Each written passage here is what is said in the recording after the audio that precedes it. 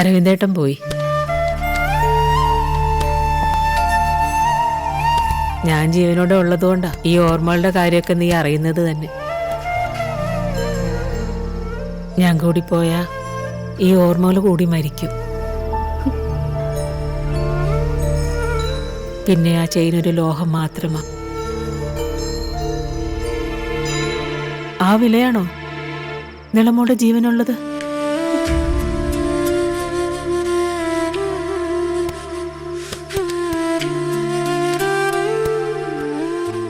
Chain കാണുന്നില്ലല്ലോടി. എങ്ങ താമേ, ഞാൻ നോക്കാം.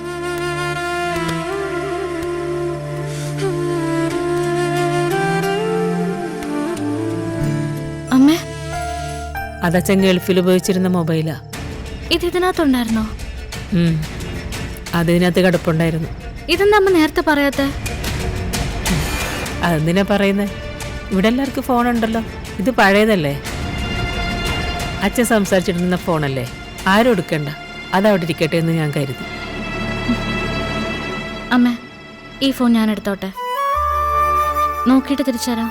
ഭദ്രമായി തിരിച്ചേൽപ്പിക്കൂ.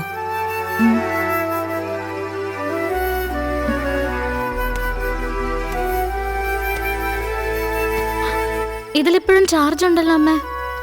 ഇടയ്ക്കിടയ്ക്ക് ഞാൻ ചാർജ് ചെയ്ത് വെക്കുന്നതാ.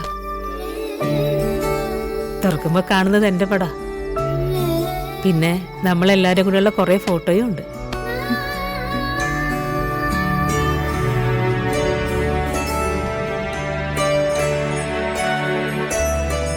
അത് ശരി, ഇത്രയും നേരം എന്നെ പറ്റി ചൊളിച്ചിരിക്കായിരുന്നല്ലേ.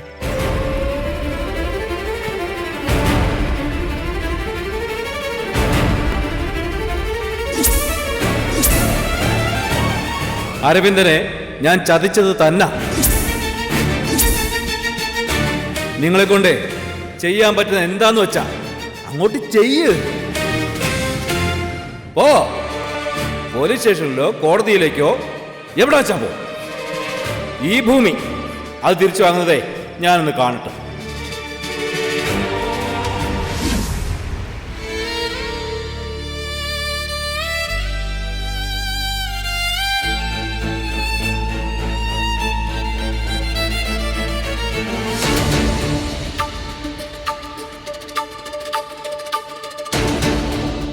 എന്തുപറ്റി?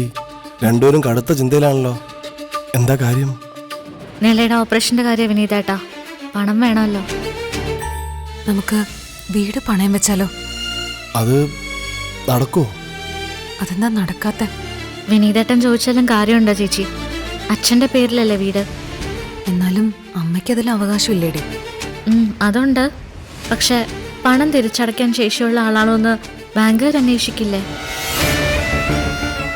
വീടും സ്ഥലമൊക്കെ പണയത്തിനെടുക്കുന്ന ബ്ലേഡുകാരുണ്ടല്ലോ കാവേരി. നമുക്കേ ആ വഴി നോക്കിയാലോ? അത് വേണ്ട വിനീതേട്ടാ. അവരൊക്കെ എങ്ങനെയെങ്കിലും വീട് അവരുടെ കൈക്കലാക്കാനേ നോക്കൂ. അതും ശരിയാ. അല്ല, പണത്തിന് വേണ്ടി ഇത്ര തലപുകഞ്ഞ് ആലോചിക്കാൻ നമ്മൾ അത്ര ഗതികെട്ടവരൊന്നും അല്ലല്ലോ. പണത്തിന് പണം തന്നെ വേണ്ടേടി.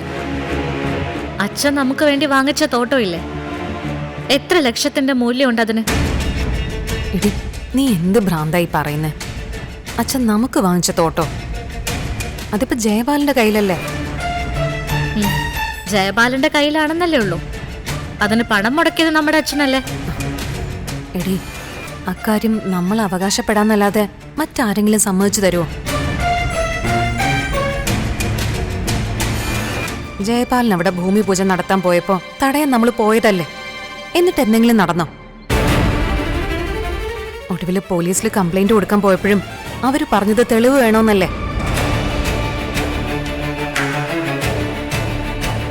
തെളിവ് വേണം അല്ലേ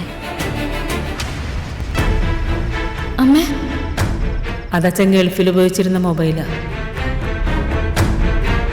എന്താടി, എന്തെങ്കിലും തെളിവ് കൊടുക്കാൻ പറ്റുമോ നിനക്ക്?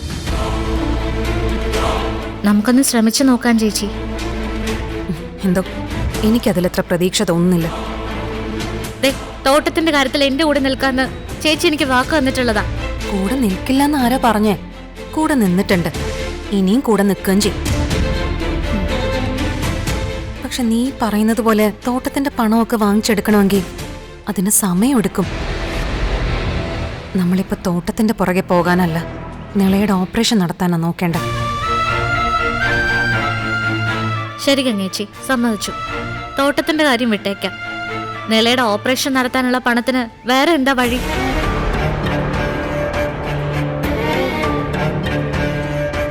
ഇപ്പൊ വഴിയൊന്നും കാണുന്നില്ല. പക്ഷെ എന്തെങ്കിലും വഴി കണ്ടെത്തിയല്ലേ പറ്റൂ. ആ വഴി ഇതാകുന്നതിൽ എന്താ കുഴപ്പമെന്നാ എന്റെ ചോദ്യം. അതൊന്നും എളുപ്പം നടക്കില്ലെന്ന് നിനക്ക് എന്താ പറഞ്ഞ മനസ്സിലാവുന്നില്ലേ? അല്ല ഗംഗേച്ചി, നിളയുടെ ഓപ്പറേഷൻ ആ തോട്ടത്തിന്റെ പണം കൊണ്ട് തന്നെ നടക്കണം. 4 പെൺകുട്ടികളെ ജനിപ്പിച്ചിട്ട് ഗൾഫിൽ പോയി സുഖിക്കുകയല്ലായിരുന്നു നമ്മുടെ അച്ഛൻ.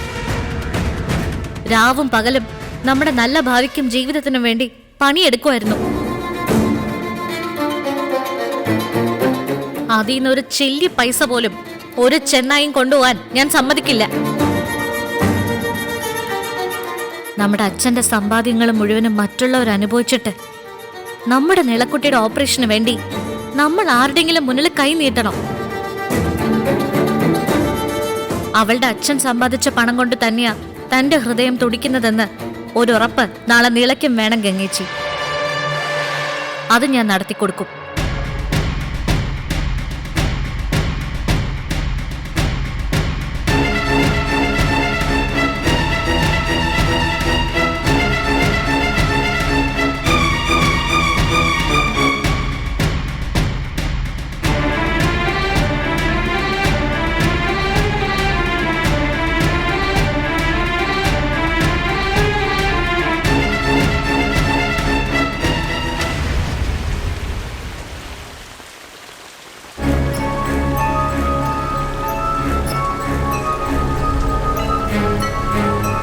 ശിവരാമേട്ടാ,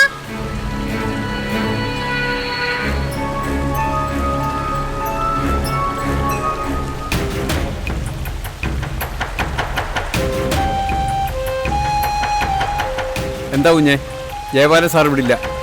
ഞാൻ ജയബാലൻ സാറിനെ കാണാൻ വന്നതല്ല, ശിവരാമേട്ടനെ കാണാനാ. എന്നെയോ? ദേ, ഒരു കാര്യം പറഞ്ഞേക്കാം. എന്റെയോ എന്റെ ഭാര്യയുടെ പിന്നാലെ നടന്ന കുഞ്ഞിനൊന്നും കിട്ടാൻ പോകുന്നില്ല. വെറുതെ സമയം മെനക്കെടുത്തത് പോവച്ചേ. കിട്ടാൻ പോകുന്നില്ല എന്ന് പറഞ്ഞാല് ശിവരാമേട്ടന്റെയും ഭാരതി ചേച്ചിയുടെയും കയ്യില് കാര്യമായിട്ട് എന്തോ ഉണ്ടെന്നല്ലേ അതിനർത്ഥം? അങ്ങനെയാണെന്ന് എന്നെ വെച്ചോ. എല്ലാരും പറയാറുണ്ട് ആ ജയപാലന്റെ കാവൽ പട്ടിയാ ശിവരാമനെന്നും. അതൊരു അപമാനമായിട്ട് എനിക്ക് ഇന്നുവരെ തോന്നിയിട്ടില്ല. മനുഷ്യനേക്കാൾ നന്ദിയുള്ള മൃഗമാ നായ. തിന്ന ചോറിനത് കൂറ് കാണിക്കും. ദേ, ചാവുന്ന കാലം വരെ ശിവരാമൻ അങ്ങനെ ആയിരിക്കും. ശിവരാമന്റെ നാവിൽ നിന്ന് ഒരു വാക്ക് വീണ് കിട്ടുമെന്ന് കുഞ്ഞ് കരുതണ്ട. അധികമൊന്നും പറഞ്ഞില്ലെങ്കിലും എന്റെ ഈ അന്വേഷണത്തിനുള്ള മറുപടി ശിവരാമേട്ടന്റെ വാക്കുകളിലുണ്ട്. ദേ, കുഞ്ഞൊന്ന് പോയേ, എനിക്ക് വീട്ടിൽ പോണം.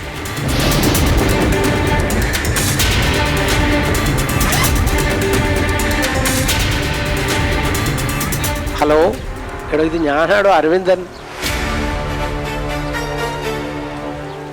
നമ്മുടെ തോട്ടത്തിലെ ജോലിയൊക്കെ ശരിക്കും നടക്കുന്നില്ലേ? ഈ ഓണത്തിന് ഞാൻ നാട്ടിലേക്ക് വരുന്നുണ്ട്. അപ്പോഴേക്ക് തോട്ടത്തിൻ്റെ രജിസ്ട്രേഷൻ നടത്താനാ എൻ്റെ പ്ലാൻ. തോട്ടത്തിൻ്റെ പേർക്കുള്ള പൈസ മുഴുവനായി കൊടുത്തു തീർത്തിട്ടുണ്ട്.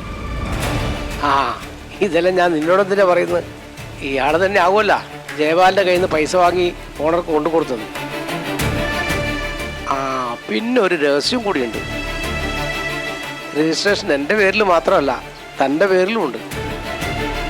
ഞെട്ടണ്ട, എനിക്കും കുടുംബത്തിൻ്റെ പേര് ഒരു 5 ഏക്കർ രജിസ്റ്റർ ചെയ്യുമ്പോൾ അതൊരു 10 സെന്റ് നിനക്കും കിടക്കട്ടെ.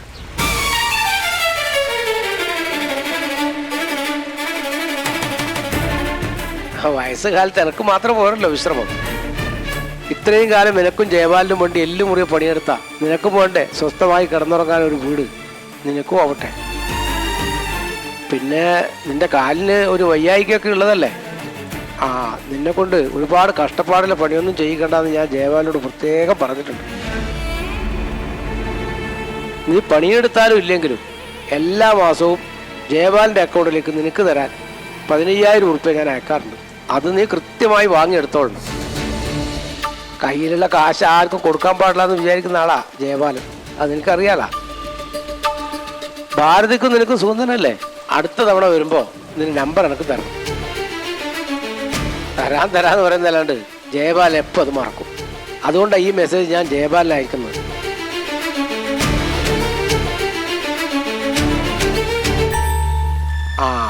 അപ്പോൾ ശരി, നമുക്ക് ഓണത്തിന് വന്നിട്ട് കാണാം കേട്ടോ. ഓക്കെ.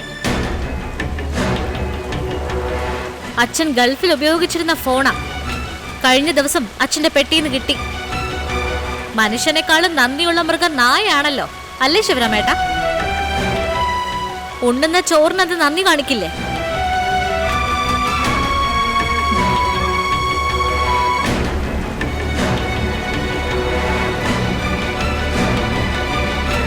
കുഞ്ഞേ,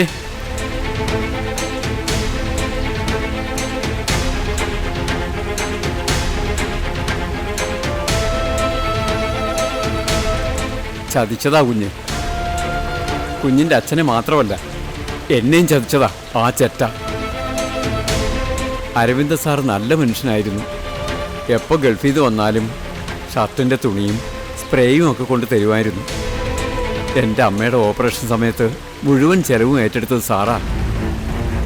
പക്ഷെ അരവിന്ദ സാറുമായി ഒരു അടുപ്പം ഉണ്ടാക്കാൻ എന്നെ സമ്മതിക്കാതെ അകറ്റി നിർത്തുകയായിരുന്നു ആ ജയപാലൻ. സത്യങ്ങളെല്ലാം ഞാൻ അറിഞ്ഞു പോകുമെന്ന് പേടിച്ചിട്ടായിരിക്കും. എനിക്ക് മാസം തോറും 15,000 രൂപ അയക്കുന്ന കാര്യം പറഞ്ഞില്ലേ, അത് കയ്യിൽ കിട്ടിയിരുന്നെങ്കിൽ എന്ത് സന്തോഷമായിട്ട് കഴിയുമായിരുന്നു ഞാനും ഭാരതി. ഈ വയ്യാത്ത കാലും വെച്ച് പണിക്കിറങ്ങേണ്ട ഗതികേട് വരില്ലായിരുന്നു. എൻ്റെ പിച്ചപാത്രത്തിലും കൈയിട്ട് വരിയില്ലേ ആ പരമത്തെണ്ടി. കരഞ്ഞു പറഞ്ഞ് ചോദിച്ചാലാ വല്ലപ്പോഴും 1000 2000 തരുന്നത്. അതും സ്വന്തം കയ്യിൽ നിന്ന് എടുത്തു വരുന്ന ആ ദ്രോഹി പറഞ്ഞത്. അരവിന്ദ സാറിനെ ചതിച്ചവൻ എന്നെയും ചതിക്കുമെന്ന് പ്രതീക്ഷിക്കാതിരുന്നതാ എന്റെ തെറ്റ്. ശിവരാമേട്ടൻ എന്താ പറഞ്ഞത്? അച്ഛനെ ചതിച്ചെന്നോ? ഇനി അതൊക്കെ തുറന്നു പറയാൻ എനിക്കൊരു മടിയില്ല. ഇത്രയും കാലം ഞാനൊന്നും പറയാതിരുന്നത് ജയപാലൻ എന്ന പിശാചിനെ പേടിച്ചിട്ടാ. അരവിന്ദ സാറിനെ കൊന്ന പോലെ എന്നെയും കൊല്ലുമെന്ന് പേടിച്ചിട്ട്. അച്ഛനെ കൊന്നു?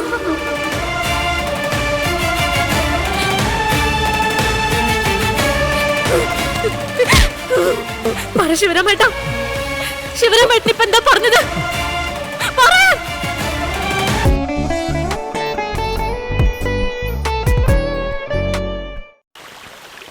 അച്ഛനെ കൊന്നു?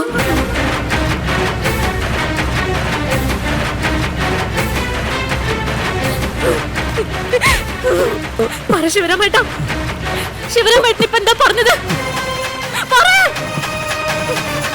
എന്താ പറഞ്ഞേ? അതേ കുഞ്ഞെ, സത്യമാ, കൊന്നതാ, കൊന്നത് തന്നെയാ.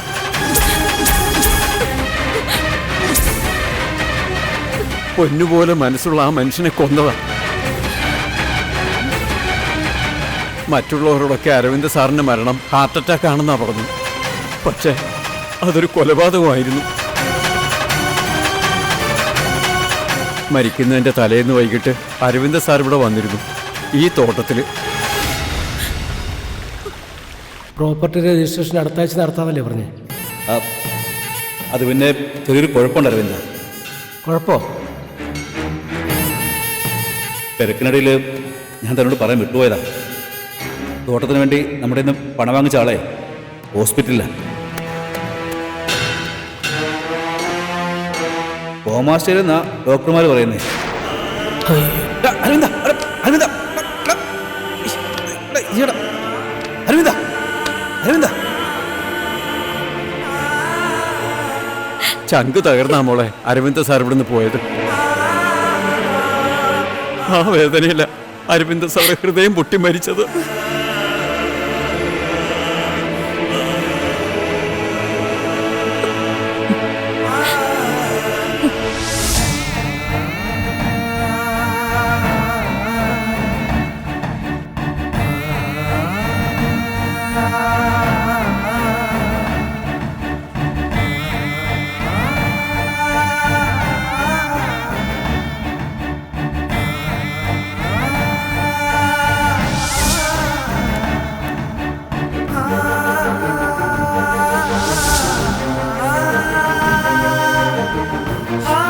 മോളെ,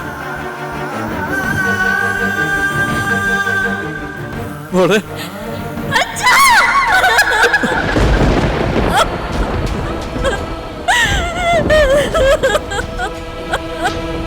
മോളെ മോളെ മോളെ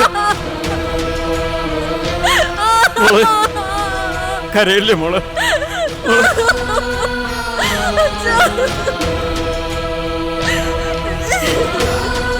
മോളിങ്ങനെ സങ്കടപ്പെടാതെ.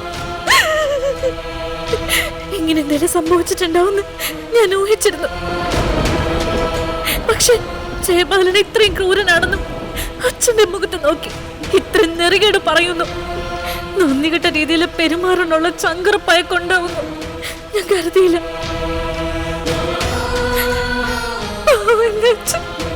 കരയാതെ മോളെ, കരയില്ലേ മോളെ.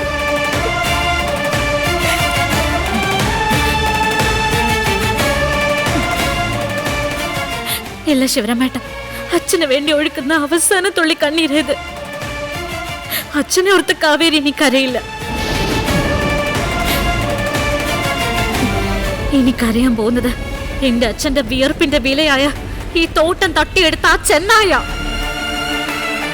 തോട്ടം മാത്രല്ലല്ലോ, എന്റെ അച്ഛന്റെ ജീവൻ കൂടിയല്ലേ അയാൾ തട്ടിയെടുത്തത്. ജയബാലൻ പറയേണ്ടത് പണത്തിന്റെ കണക്ക് മാത്രമല്ല, ചോരയുടെ കണക്ക് കൂടിയ. പറയിക്കും ഞാൻ. പറയിക്കണം മോളെ. എന്നെ കൊണ്ട് ചെയ്യാൻ കഴിയുന്ന എന്ത് സഹായം ഞാൻ ചെയ്തു തരും. ആ ചെകുത്താൻ എന്നെ കൊല്ലുന്നേ കൊന്നോട്ടെ. അവസാന ശ്വാസം വരെയും ഈ ശിവരാമൻ കൂടെ ഉണ്ടാവും.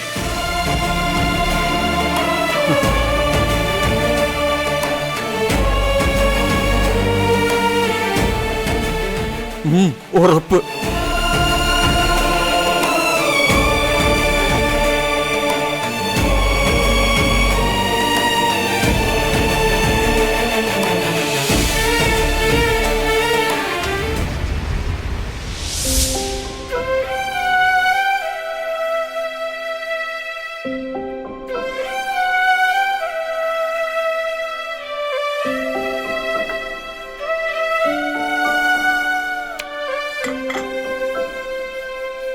മോളെ വാ, വന്ന് എഴുന്നേറ്റിരിക്കേ.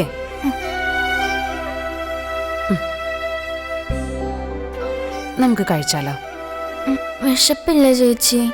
വിശപ്പൊക്കെ വന്നോളും, നമുക്ക് കുറേശ്ശെ കഴിക്കാം. ഇത് കഴിക്കും.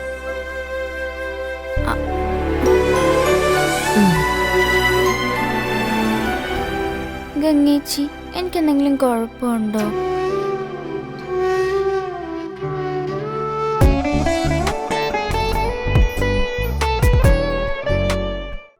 ഗംഗേച്ചി, എനിക്കെന്തെങ്കിലും കുഴപ്പമുണ്ടോ?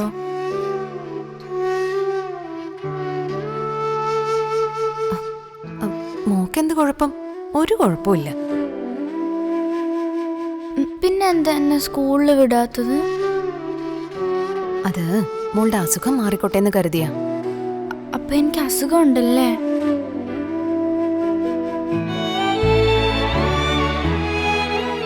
അസുഖം എന്ന് പറഞ്ഞാലേ ഈ പനിയും ജലദോഷമൊക്കെ ഇല്ലേ, അതുപോലൊരു കുഞ്ഞു അസുഖം. ഒരു ഉറുമ്പിൻ കാലിനോളമുള്ള അസുഖം. അതും കൂടി മാറിയിട്ട് സ്കൂളിൽ വിട്ടാൽ മതിയെന്ന് ഡോക്ടർ പറഞ്ഞേ. അപ്പം നിളമോള് മിടുക്കി കുട്ടിയാവുന്നു. ഇത് കഴിക്കും.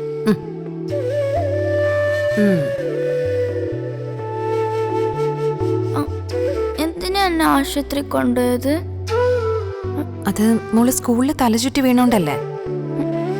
എങ്ങനെയാ തല ചുറ്റിയത്?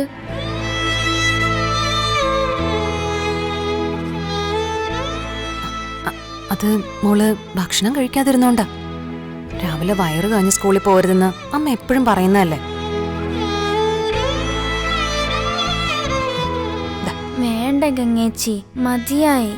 ശരി, ഇപ്പൊ വേണ്ടെങ്കി വേണ്ട, കുറച്ച് കഴിഞ്ഞ് കഴിക്കണം. വെള്ളം കുടിക്കും.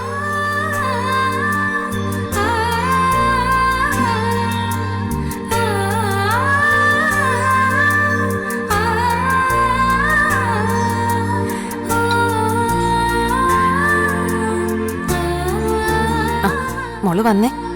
ഇവിടെ ഇരുന്നാലേ ഡെസ്പ് അടിച്ച് ചാവും. വാ, രണ്ടുപേരും സെന്റി ആയിട്ട് ഇരിക്കുന്ന കണ്ടില്ലേ. നമുക്കകത്ത് പോയിട്ടെ കഥ പറഞ്ഞിരിക്കാം. വാ.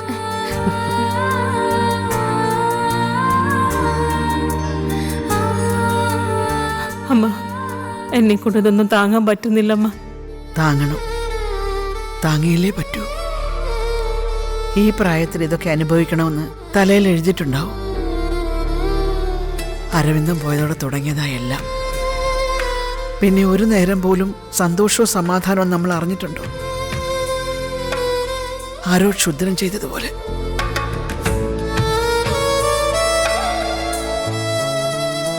അങ്ങനെ ശുദ്രം ചെയ്തിട്ടുണ്ടെങ്കിൽ അത് അവനെ ആവത്തുള്ളമ്മ. ജയപാലൻ. കലികാലത്ത് ദൈവങ്ങളൊക്കെ അനീതിയുടെ അക്രമത്തിന്റെയും പക്ഷത്താണെന്ന് തോന്നുന്നു. വച്ചടി കയറ്റമല്ലേ അവന്. നല്ലത് ചെയ്യുന്നവർക്ക് തകർച്ച. കയറ്റമൊന്നുമില്ലമ്മ. ജയപാലൻ നശിക്കും. നശിച്ച് നാറാണക്കല്ല് പിടിക്കും. അത് നമ്മുടെ കണ്ണുകൊണ്ട് നമ്മളത് കാണും. ഇന്നോ നാളെ എന്നും പറഞ്ഞിരിക്കുന്ന ഞാനാണോ ജയപാലന്റെ നാശം കാണാൻ പോകുന്നത്? അമ്മ നോക്കിക്കോ അമ്മ. അമ്മ അത് കാണും. ദൈവം അത് കാണിച്ചു തരും. എനിക്ക് തോന്നുന്നത് ഈ വീടിനെന്തോ കുഴപ്പമുണ്ടെന്ന്. വീടിനെന്തു കുഴപ്പം? അമ്മ നേരത്തെ പറഞ്ഞതാ ശരി. അരവിന്ദേട്ടനായിരുന്നു ഈ വീടിന്റെ വെളിച്ചം. വെളിച്ചണഞ്ഞാ പിന്നെ എന്താ? ഇരുട്ടല്ല അമ്മ ബാക്കിയുള്ളൂ. വെളിച്ചമില്ലാത്ത വീട്ടിലൂടെ പഴയതുപോലെ നടന്ന നമ്മൾ വല്ല തൂണിലോ ചുവരിലോ പോയി ഇടിക്കും. അത് തൂണിന്റെ ചുവരിന്റെ കുഴപ്പമാണോ? അല്ല, ചെന്നിടിക്കുന്ന നമ്മുടെയും കുഴപ്പമല്ല. വെളിച്ചമില്ലാത്തതാ കുഴപ്പം. അതണഞ്ഞുപോയി. അത് ഇനി ഈ വീട്ടിൽ തെളിയാനും പോകുന്നില്ല. കാവേരി തിരുവനന്തപുരത്ത് പോകുന്ന കാര്യം പറഞ്ഞപ്പോൾ ആദ്യം എനിക്ക് വിഷമമായിരുന്നു. പിന്നെ ആലോചിച്ചപ്പോഴാണ് മനസ്സിലായത്, ഇവിടെ എന്താ ഉള്ളത്? ഒന്നുമില്ല. ഇവിടുന്ന് പോകുന്നതിൽ തടസ്സമൊന്നുമില്ല.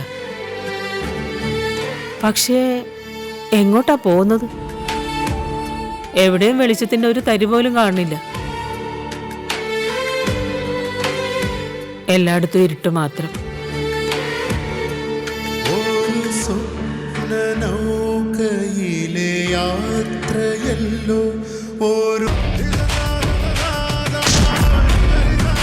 താനെന്റെ അച്ഛന്റെ പണം മാത്രം തട്ടിയെടുത്തെന്നാ ഞാൻ കരുതിയിരുന്നത്.